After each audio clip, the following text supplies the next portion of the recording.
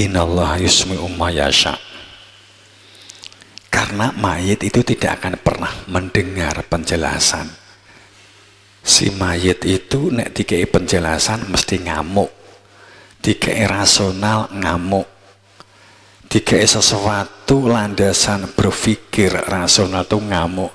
Di Yunus 100 wong sing diarani iman tuh binubillah, orang yang dikatakan iman dan hari akhir itu siji orang yang iman kepada Allah, itu jelas mengenal Allah, ma'rifatullah. Kemudian orang yang fakta terhadap dirinya sendiri, hidup dalam fakta diri hari akhirnya itu, sehingga orang yang percaya kepada hari akhir itu lapang dada, itu nyeguru. Dan jangan katakan kowe iman nek akalmu kowe masih dijajah oleh dogma dan doktrin, kan kono gampangane. Jadi orang yang hidupnya itu dijajah oleh dogma dan doktrin itu mayit.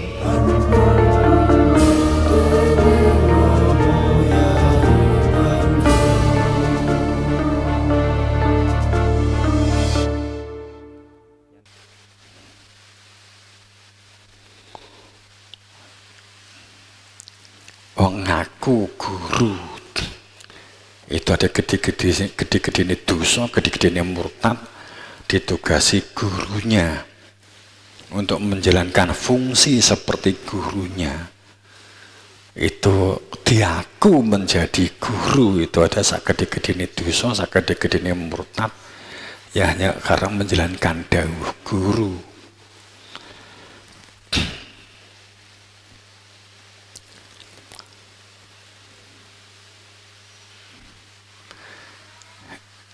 Dan selama sistem ini belum menjadi pola tatanan kehidupan sosial kolektif, tangeh lamun omon-omon gawe kesejahteraan akan tangeh lamun. Mungkin KDMP ya tukaran, MPG tukaran, terus dibalik itu korupsi.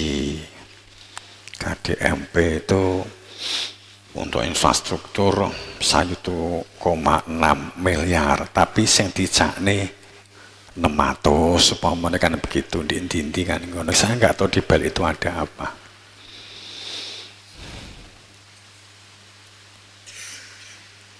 Kendaraan juga begitu. Sebenarnya orang sering berpikir kendaraan listrik itu lebih ramah lingkungan. Tapi kalau diulik detail, itu justru lebih merusak lingkungan daripada bensin, daripada BBM konvensional. Kok bisa?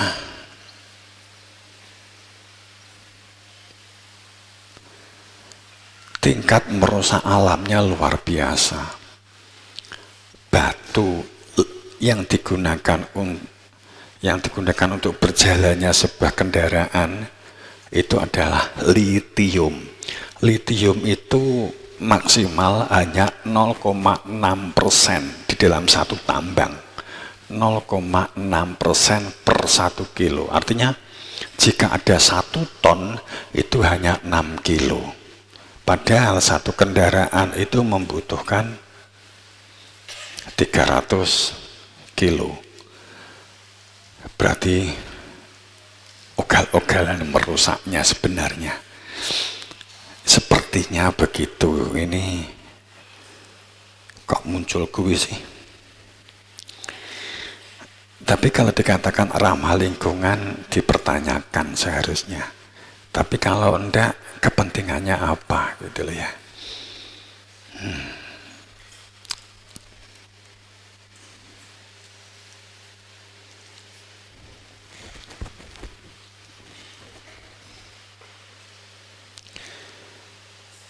Sungguh bahwa hari kebangkitan itu pasti fakta akan datang. La raiba fiha, tidak ada keraguan tentangnya. Artinya setiap orang itu pasti meninggal dunia.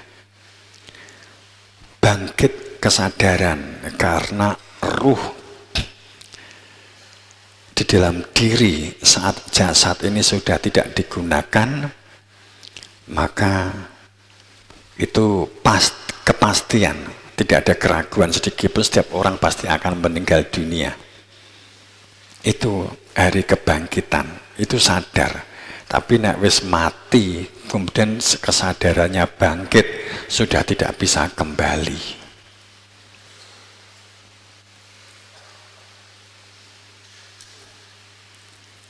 Wa anallahu yab'atsu, dan Allah pasti akan membangkitkan orang-orang yang berada di dalam kubur. Man fil kubur, man, gunakan man fil kubur. Dengan kata lain, di sini berarti yang dimaknai kubur adalah jasad ini. Jasad. Maka bangunlah.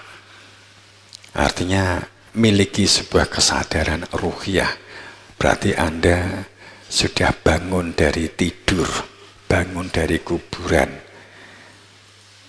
walaupun berada di dalam kuburan jasadnya masing-masing, tapi sadar bahwa intinya menungso ini bukan yang tampak mata ini, di balik ini ada ruh. Maka kita mengkuatkan sebuah sistem kesadaran ruh.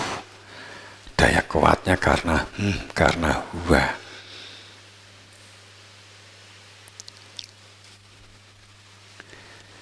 Wa minan nas mayujadilu fillah bihuri ilm. Tapi banyak orang yang berbantah-bantahan, banyak orang yang berpendapat, banyak orang yang menguraikan tentang Tuhan, banyak orang yang menguraikan tentang surga dan neraka serta malaikat. Wa minan nas, banyak manusia yang mereka itu bercerita tentang Tuhan, bercerita tentang kematian, bercerita tentang surga, bercerita tentang malaikat. Mereka sama sekali tidak ada ilmunya, tidak tahu tentang ilmunya, artinya belum nyatake, belum ada penjelasan dari sang sultan yang mengetahui persis siapa Tuhan, siapa, apa itu neraka, apa itu surga, apa itu widodari.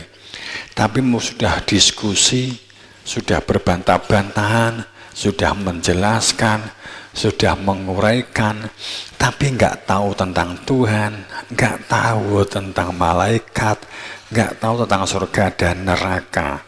Ini dikatakan oleh Allah bahwa mereka tanpa ilmu yang membuka hakikat sesuatu, ilmu yang membuka jati diri, ilmu yang menunjukkan hakikat, ilmu yang menunjukkan pintu pulang kembali selamat kepada Tuhan. Dan ini mereka tanpa walahudan, tanpa cahaya, tanpa terang, berada di dalam gelap, tapi bercerita, berbicara, bahkan berbantah-bantahan tentang Tuhan, tapi tanpa hidayah, tanpa petunjuk, tanpa kitab, wala kitabun munir, tanpa kitab yang jelas. Mereka inilah orang-orang yang dolim, tapi tidak sadar atas kedolimannya. Orang yang sebenarnya tahu tentang Tuhan, tapi sama sekali belum pernah bertatap muka dengan Tuhan.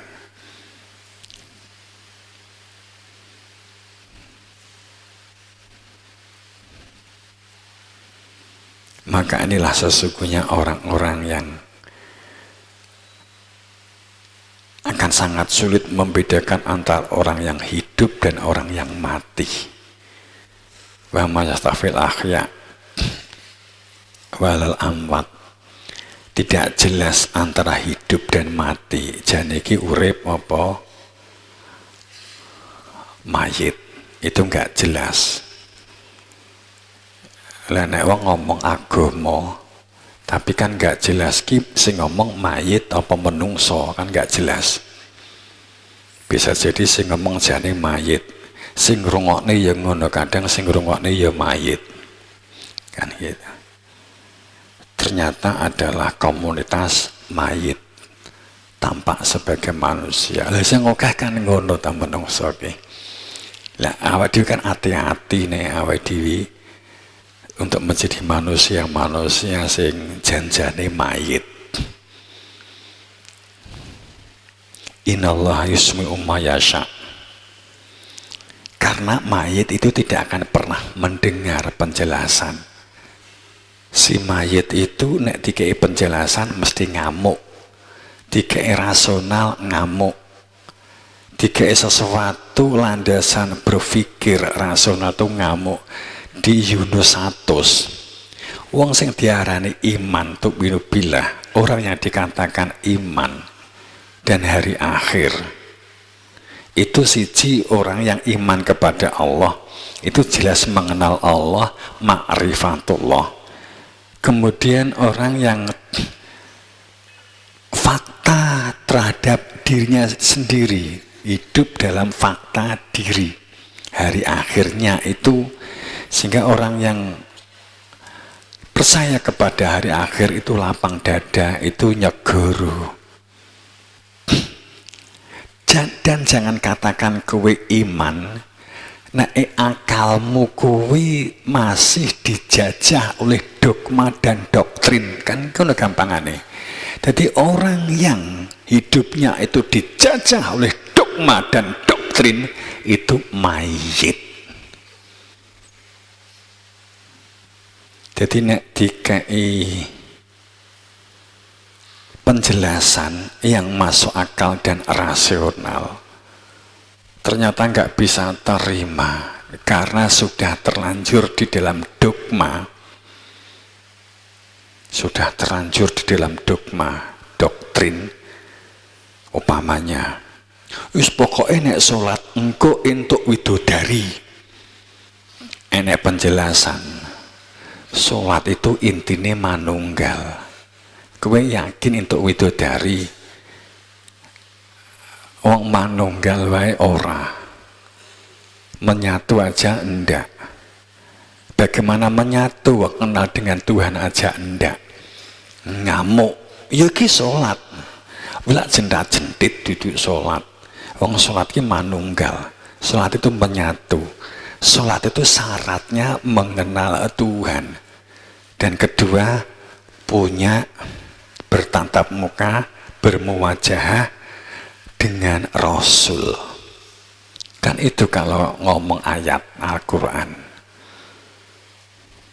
Nek Rasulnya wis gak enek, ya cilakamu wae, kan gitu kan. Silakane awak dhewe jaman iki Rasulnya salahe dindek. Zaman iki Rasulnya dindek, Nabi Muhammad kan wis gak enek Rasul. Berarti setelah Nabi Muhammad itu wis mesti cilaka. Wis to, Nabi Muhammad mesti cilaka. Wong syarat untuk pulang itu harus bermuwajah dengan Rasul. Nek Nabi Muhammad itu wis gak ana pelanjute, wis to, sak hebat-hebatmu maca kitab cilaka. Wong syarat sing berhak menunjukkan keberadaan Tuhan, keberadaan fitrah, itu hanya Rasul. Nek Rasulnya wis mbok ndek 1400 tahun kepungkur, sakbare mesti cilaka. Wis gak sah beragama, mandek kok nek beragama. Wis koplak wae, rasah kopyan. Nyapo? Gak nek gunane mung di dunya tok. Kan gitu. Kejem ya. Loh, tapi Qur'ane ngono ae. Wa tapi sabila man anaba ilaya. Kowe melu sapa? Kalau sudah tidak ada orang yang tahu persis tentang Tuhan dan tidak tahu persis cara kembali kepada Tuhan, ngomong agama nganti mblokek, nganti untuke ngebeki kolam renang, ora nek gunane. Mung stand up komedi wae. Mula nggak salah nek kowe pengajian golek tokoh sing iso itu nggak salah, ya memang kudu ngono. Lah terus gak enak kan gunane serius nggih apa? Iya, jadi golek sing iso stand up komedi. Gitu. Iki bahasane wong gregeten lho ya.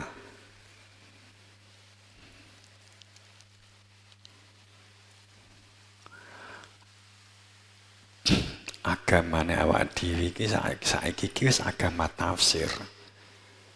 Ora enek sing agamane Nabi Muhammad gak enek. Agamane awak dhewe saiki itu agama tafsir. Tafsir agama. Tafsir ki meramal. Nek wong ramal dilokke. Wong hidup ning ngene agama ngeramal kabeh. Tapi nek wong ramal arep kejadian iki sok tahu, itu kan hanya Allah yang maha tahu kan gitu. Wong dekne iki lho hidup agamane iki lho ya nganggo tafsir. Wong jan ngatelne silit.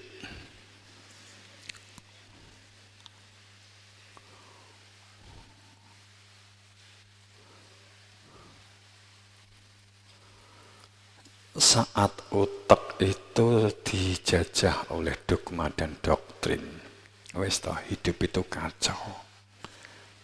Kacau. Wong nek wis kena dogma doktrin, wis dikei masukan wangel wis. Bener mung duwe pikirane. Ciri orang cerdas itu orang yang waspada dengan akal rasional, itu waspada. Jadi saat ada kamu punya pendapat, ada pendapat yang berbeda, kamu nggak langsung menyalahkan, kamu langsung ngulik, engko gegek wong kuwi bener kan gitu. Itu ciri orang cerdas. Tapi kalau orang, yus pokoknya kudune ngene. Saiki yo saiki, sesuk yo sesuk. Itu menunjukkan orang goblok. Nek bahasa krama Inggile wong petuk. Nek sepeda wong petuk itu repot teman-teman.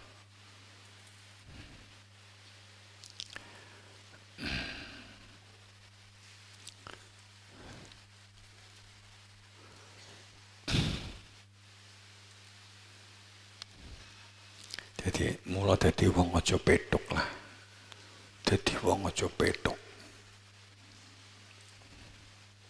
Ngerti maksudnya Rama? Dadi wong aja petuk. Petuk itu orang yang dikuasai ego.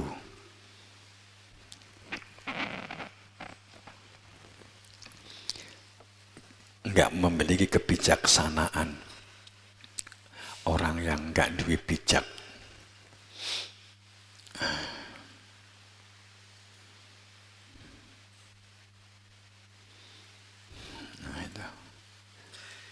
Lewang, tapi piye wong Al-Qur'an itu sak embrek dibantah karo satu ayat loh.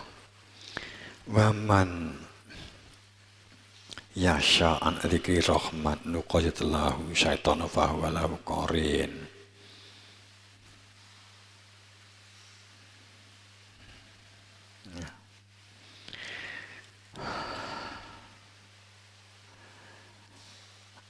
Ajibetum anja akum dzikra mirabikum. Iki wis diingkari lah. Ala rajulin minkum. Dari zaman ke zaman, dari periode ke periode, dari waktu ke waktu, selalu manusia itu aji betum, heran, terperanjat, kaget. Apa iya wong dogmane iku ngene? Aji betum. Apa iya kaget, heran, dengan benar, sebenar-benarnya, anja akum dzikr, sebenarnya ada zikir yang menjadikan ada kehadiran Tuhan di dalam dada. Ada yang membawa zikir min rabbikum dari Tuhan kamu dalam sistem Tuhanmu. Melalui ala rajulin, melalui seseorang yang ada di antara kamu, minkum. Rajulin minkum. Wis iki gak iso dibantah. Rajulin minkum itu ya rajulin minkum.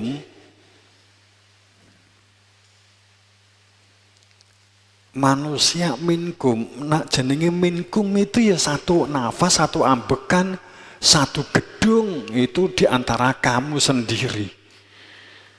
Minkum. Supaya kamu itu dapat kembali kepada Tuhan.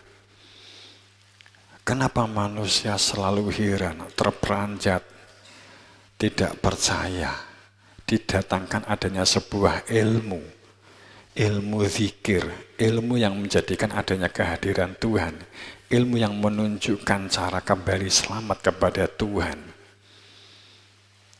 Itu adalah min rabbikum, itu adalah sistem dari Tuhanmu. Yang ada rajuli minkum, yang ada manusia di antara kamu sendiri, dari kelompokmu sendiri, satu zaman.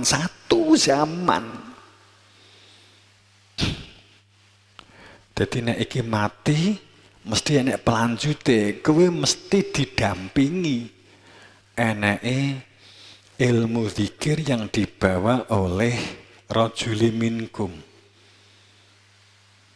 Nek ndak tadi itu celaka. Wong syarat untuk zikir harus ketemu Rasul. Syarat untuk syariat harus ketemu Rasul. Syarat poso kuwi lho kudu ketemu Rasul. Lah kowe nek poso apa ketemu Rasul? Enggak, wong kowe nek poso kan ketemu karo buku tuku buku. Ketemu karo Gramedia. Ketemu karo internet. Tidak didasarkan karena perintah Rasul, tapi perintah internet. Jelas bid'ah, wong gak enek hadis nek we ketemu dengan internet.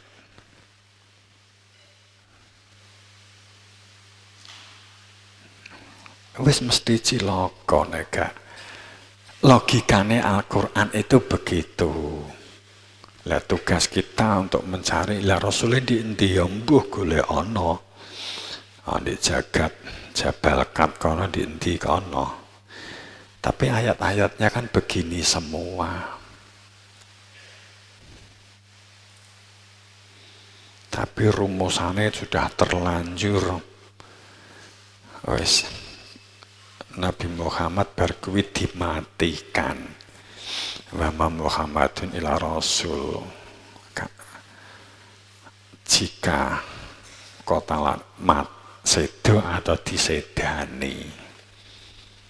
Terus gue menganggap tidak ada lagi yang membawa zikir. Wes barji barbeh cuek gudel ada. Gitu. Ini mung goro-goro surat Al-Ahzab 40 itu loh. Goro-goro surat Al-Ahzab 40. Makana Muhammadin an ahadim min rijalikum walak Rasulullah wa khotaman nabiyyin, padahal ayat sambrek banyak bianget qad ja'akum rasul. Setiap dari diri kamu ada nadhiron. Setiap dari kamu pasti aku datangkan Rasul. Pasti ada ahli zikir ada di antara kamu. Itu digawak, diceren, itu akhirnya hanya satu ayat. Konspirasi ini telah meracuni umat manusia sak donya. Yes, moga-moga ndang cepet salah kagwae sekol batil inal batil kana syahuqa.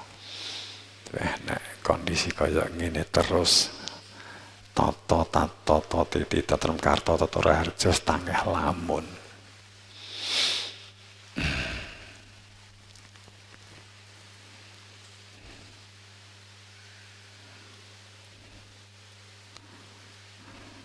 Segera begitu, semoga dalam ridha maghfirah ampunannya.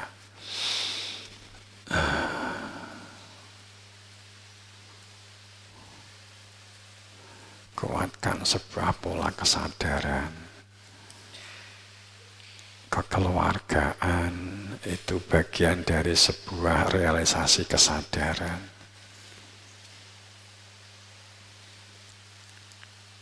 Bercocok tanam realisasi kesadaran,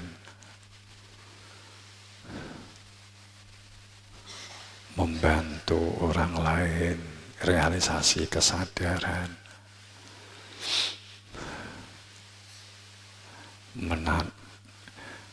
menanam biji di lahan itu sebuah implikasi kesadaran.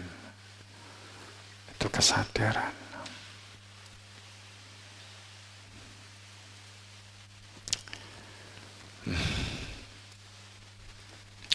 Saibet-ibet di dunia jadi apapun yang duwe cita-cita jadi presiden, menteri,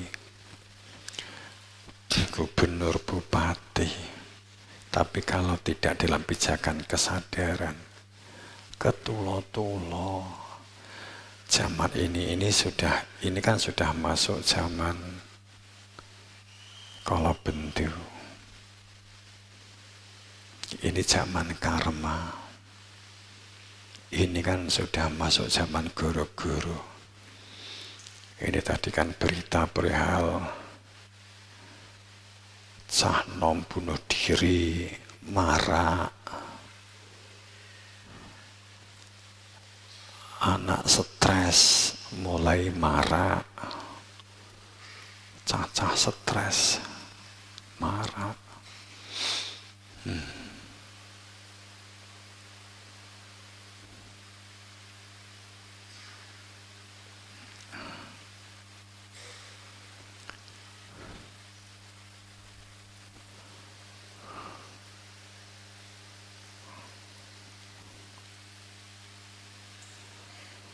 Segera begitu, semoga kita menjadi pintar dan cerdas. Ya, menjadi manusia pintar dan cerdas. Untuk proses pintar dan cerdas itu saling mendukung, saling menguatkan. Saat gue nggak bisa melakukan sesuatu, temenmu bisa melakukan. Kamu tidak mematahkan semangatnya.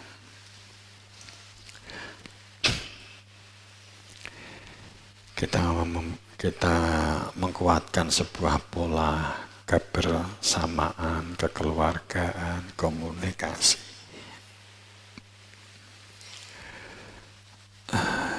Yang dapat mengembangkan potensi dirimu dengan baik, tapi semuanya dalam pijakan kesadaran. Niat dan tujuannya yang harus dijaga dengan pola kejujuran. Wong jujur ki butuh dilatih, teman-teman.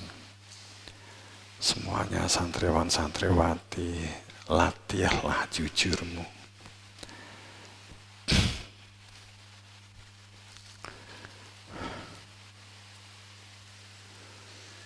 Semoga dalam ridhonya, maghfirahnya, ampunannya, dan mendapatkan berberan perkasa pangestu Guru Asito. Ihdinas siratal mustaqim bil haq Assalamualaikum warahmatullahi wabarakatuh.